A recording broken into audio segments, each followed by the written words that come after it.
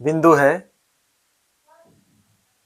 जिसके बारे में आज हम लोग चर्चा करेंगे, वो है लिंग। रूप से उसके पुरुष या स्त्री जाति के होने का पता चलता है, उसे लिंग कहते हैं। अंग्रेजी में उसी को जेंडर कहते हैं। या हम दूसरे शब्दों में कह सकते हैं, वह शब्द जिससे किसी व्यक्ति, वस्तु आदि में स्त्री या पुरुष होने का ज्ञान हो, उसे लिंग कहते हैं।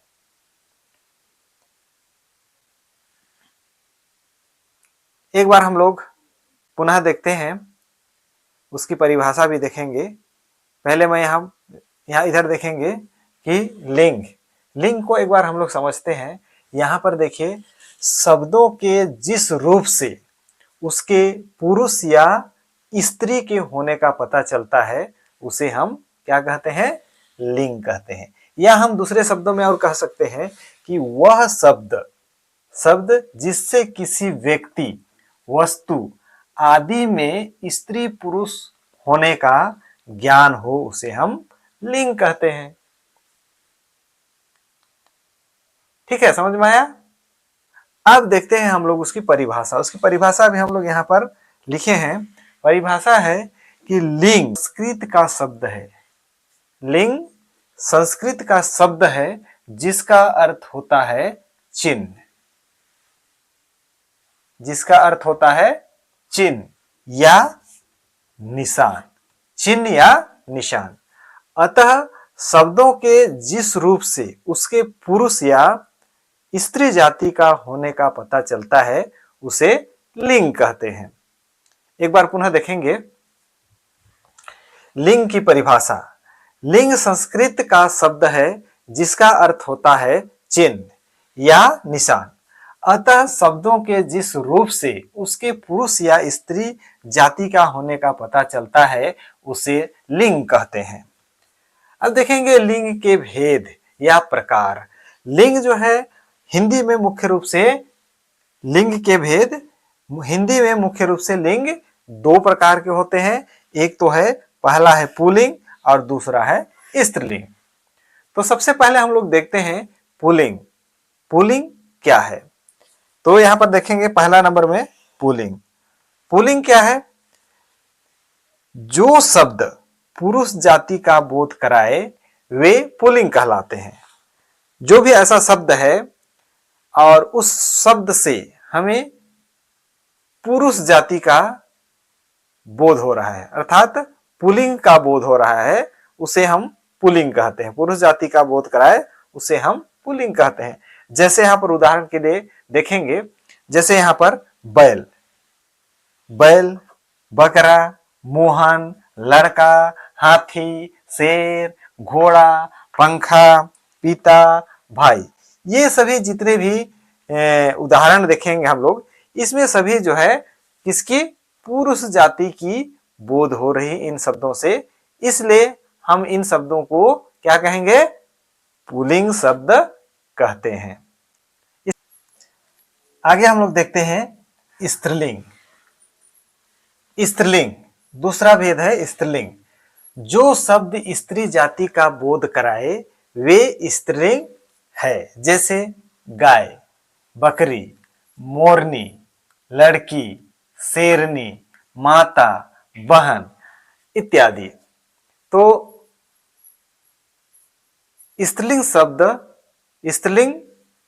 स्त्रीलिंग जो शब्द स्त्री जाति का बोध कराए, वे स्त्रीलिंग कहलाते हैं। जैसे यहाँ पर उदाहरण के लिए हम दिए हैं गाय, बकरी, मोरनी, लड़की, शेर, शेरनी, माता, बहन आदि। बहुत सारे ऐसे शब्द हैं जो कि स्त्री जाति का बोध होता है। इसके पश्चात हम देखते हैं कि हिंदी में लिंगों की अभिव्यक्ति वाक्यों में होती है और वाक्य प्रयोग द्वारा संज्ञा शब्दों के लिंग का भेद स्पष्ट होता है। वाक्य में लिंग सर्वनाम, विशेषण, क्रिया तथा कारक की विभक्तियों में विकार से उत्पन्न होता है। समझ में आया? हिंदी में लिंगों की अभिव्यक्ति वाक्यों में होती है वाक्य के प्रयोग द्वारा जैसे संज्ञा शब्द में लिंग का भेद स्पष्ट होता है। जैसे वाक्य में कोई सा वाक्य है, उसमें लिंग, सर्वनाम, विशेषण, क्रिया तथा कारक की विभक्तियों में विकार से उत्पन्न होता है। जैसे एक उदाहरण के लिए बताएं, जैसे सर्वनाम के विकार से लिंग का निर्णय कैसे होता है। जैसे एक उदाहरण देखते हैं हम लोग, सर्वनाम सर्वनाम से, है ना। जैसे सर्वनाम सर्वनाम से कैसे विकार उत्पन्न होता है, इसका एक उदाहरण हम देखते हैं। जैसे यहाँ कहते हैं हम लोग सर्वनाम से, मेरी घड़ी सुंदर है, मेरी घड़ी सुंदर है, सुंदर है। तो यहां पर देखते हैं मेरी घड़ी क्या है, सुंदर है। तो यहां पर घड़ी, घड़ी स्त्रीलिंग के कारण देखिए घड़ी जो है क्या है, ये क्या है, ये स्त्रीलिंग है। घड़ी शब्द क्या है, स्त्रीलिंग होने के कारण घड़ी स्त्रीलिंग सर्वनाम है। इसके विकार से हम जो है इसको हम क्या कहे हैं, ये मेरी घड़ी, है ना। तो ये जो है सर्वनाम के कारण ये उत्पन्न विकार है। उसी तरह से जैसे विशेषण हो गया, विशेषण में विशेषण का भी हम देखते हैं। जैसे विशेषण में हम लोग देखेंगे, विशेषण में देखते हैं हम लोग कि जैसे वहां एक उदाहरण लेते हैं, जैसे वह बड़ा मकान है, वह बड़ा मकान है। यहां विशेषण कौन है, बड़ा, बड़ा मकान है, यहां बड़ा मकान है। तो यहां पर क्या हो जा रहा है, ये बड़ा। मान लिया जाए उसी का दूसरा उदाहरण देखते हैं हम लोग, दूसरा उदाहरण देखते हैं हम लोग, वह बड़ी घड़ी है। दूसरा उदाहरण देखते हैं, वह बड़ी घड़ी है, बड़ी घड़ी है। तो यहां पर देखते हैं हम, यहां पर बड़ा मकान है, ये पुल्लिंग हो गया, लेकिन यहां पर बड़ी घड़ी है, घड़ी है तो यहां पर स्त्रीलिंग हो जाएगा। इस तरह से जो है विशेषण के द्वारा उसका लिंग की पहचान होती है, लिंग का निर्णय होता है। उसके पश्चात क्रिया के विकार से भी लिंग का निर्णय किया जाता है। जैसे मान लिया जाए उसका उदाहरण क्रिया का, क्रिया का उदाहरण हम लोग देखते हैं।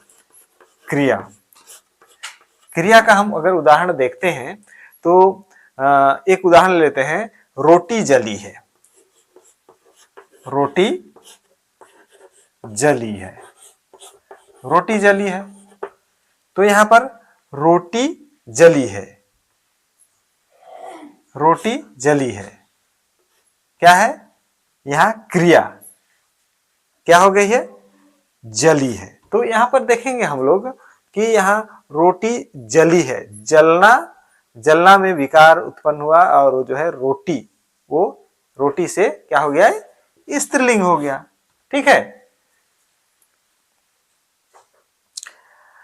अगर इसी का हम क्रिया का दूसरा देखेंगे, अगर दूसरा उदाहरण देखना चाहेंगे तो जैसे पुल्लिंग का भी एक उदाहरण देख लेते हैं, बुढ़ापा आ गया, एक बुढ़ापा, बुढ़ापा आ गया, है ना, बुढ़ापा आ गया, तो बुढ़ापा आ गया, है ना। इसमें किसका कौन सा क्रिया, बुढ़ापा, बुढ़ापा, ये बुढ़ापा किसका, पुल्लिंग का आ गया। तो इस तरह से उसी प्रकार से जैसे विभक्ति का हो गया, हम देखते हैं विभक्ति में से भी विभक्ति के विकार से उत्पन्न होते हैं। जैसे विभक्ति,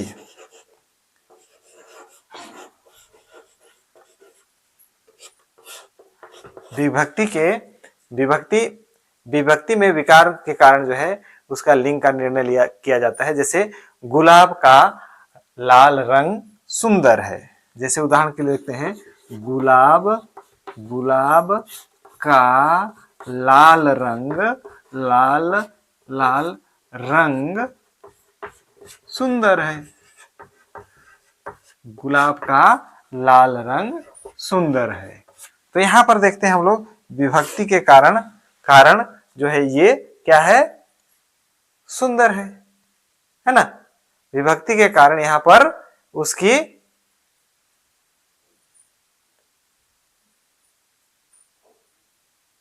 दूसरे में अगर दूसरा उदाहरण देखना चाहेंगे तो उसकी नाक कटी है ना। तो इसमें भी विभक्ति के कारण जो है ये उत्पन्न हो रहे हैं। उसके बाद हम देखेंगे अर्थ के अनुसार भी लिंग का निर्णय किया जाता है। जैसे अर्थ के अनुसार, जैसे शरीर के विभिन्न अंगों में, जैसे शरीर के विभिन्न अंग हैं, इन अंगों का भी स्त्रीलिंग या पुल्लिंग का निर्णय किया जाता है। जैसे अधिकतर हमारे शरीर के जो अंग हैं वो पुल्लिंग होते हैं, लेकिन नाक, आंख, जीभ, नस, हड्डी आदि जो है स्त्रीलिंग होती है। तो इस तरह से हम लोग जो है लिंग का निर्णय करते हैं और इनका शब्दों का प्रयोग के अनुसार लिंग में परिवर्तन होता है। कौन स्त्रीलिंग है या कौन पुल्लिंग है उसका पता हम करते हैं। आगे देखते हैं हम लोग वचन।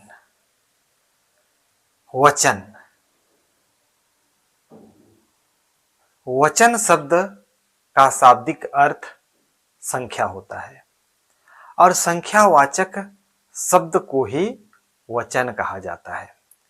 संख्यावाची शब्द अर्थात संज्ञा, सर्वनाम, विशेषण और क्रिया आदि के जिस रूप से एक या एक से अधिक होने का ज्ञान हो उसे हिंदी में वचन कहते हैं। जैसे लड़की का लड़कियां। ठीक है, एक बार देखते हैं हम लोग कि वचन शब्द का शाब्दिक अर्थ संख्या होता है और संख्यावाचक शब्दों को ही क्या कहते हैं, वचन कहते हैं। संख्यावाची शब्द अर्थात संज्ञा, सर्वनाम, विशेषण और क्रिया आदि के जिस रूप से एक या एक से अधिक होने का ज्ञान हो उसे हिंदी में वचन कहते हैं। जैसे लड़की, लड़कियां। ठीक उसी प्रकार हम देखेंगे कि वचन के दो भेद हैं। वचन के भेद में वचन के दो भेद हैं। पहला है एक वचन और दूसरा है बहुवचन। तो सबसे पहले हम लोग देखते हैं एक वचन। एक वचन क्या है और एक वचन को हम समझते हैं कि एक वचन जिस शब्द के कारण हमें किसी व्यक्ति, वस्तु, प्राणी, पदार्थ आदि के एक होने का पता चलता है उसे हम एक वचन कहते हैं। जैसे लड़का, गाय, बच्चा, कपड़ा, माता, पुस्तक, स्त्री, बंदर, मोर आदि। ठीक है, एक बार पुनः सुनेंगे। जिस शब्द के कारण हमें किसी व्यक्ति, वस्तु, प्राणी, पदार्थ आदि के एक होने का पता चलता है उसे एक वचन कहते हैं। जैसे लड़का, गाय, बच्चा, कपड़ा, माता, पुस्तक, स्त्री, बंदर, मोर आदि। ठीक है,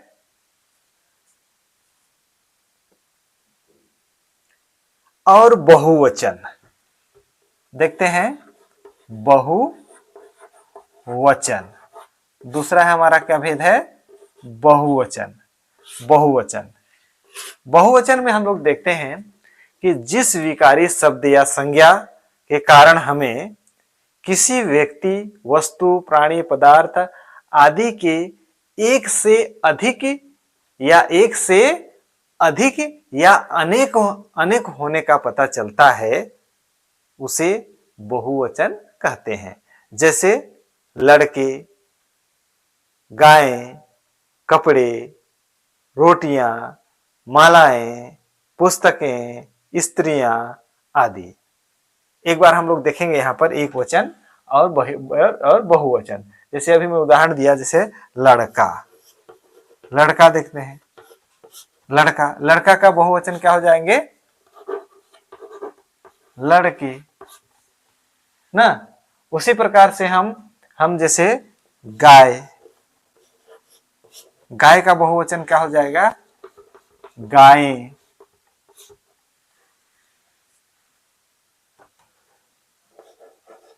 लड़की, लड़की का बहुवचन क्या हो जाएगा?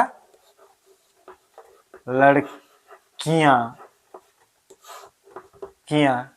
इस तरह से जो है ये एक वचन और ये जो है बहुवचन होते हैं।